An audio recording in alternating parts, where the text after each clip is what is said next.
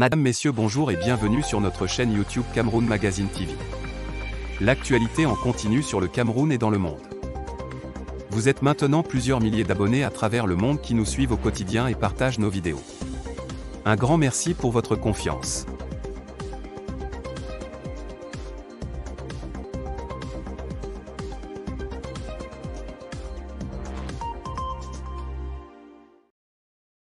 Abonnez-vous et cliquez aussi sur la petite cloche de notification pour ne rien rater de nos prochaines vidéos. N'oubliez pas de partager aussi la vidéo et de la liker. Mesdames, Messieurs, bonjour. Merci de nous avoir choisis. En titre de ce jour, au Nigeria, le président Muhammadu Buhari s'excuse auprès de sa population. La première puissance économique du continent africain est en train de payer lourd tribut pour le conflit russo-ukrainien. Et c'est toute l'Afrique que cela devrait inquiéter. Même si le pays est un grand producteur d'hydrocarbures, la montée des coûts mondiaux a des effets sur sa facture énergétique. Depuis le lundi 14 mars, le Nigeria brouille dans le noir. Le pays dont 80% de la production d'électricité dépend du gaz naturel est victime de la flambée des coûts du gaz due à la guerre entre l'Ukraine et la Russie.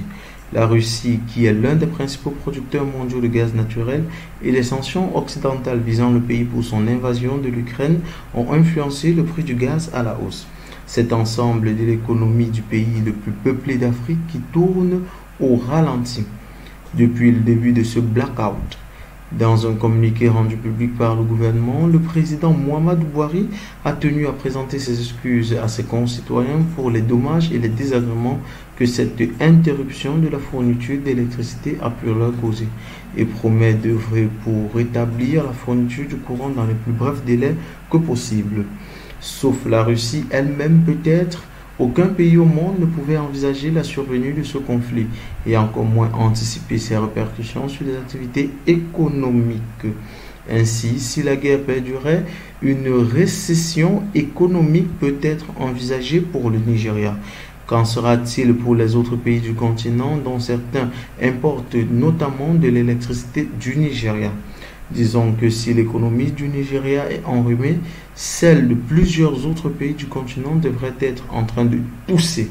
C'est peut-être le moment pour tous les pays africains de prendre en compte les répercussions de ce conflit russo-ukrainien au cœur de leur réflexion politique.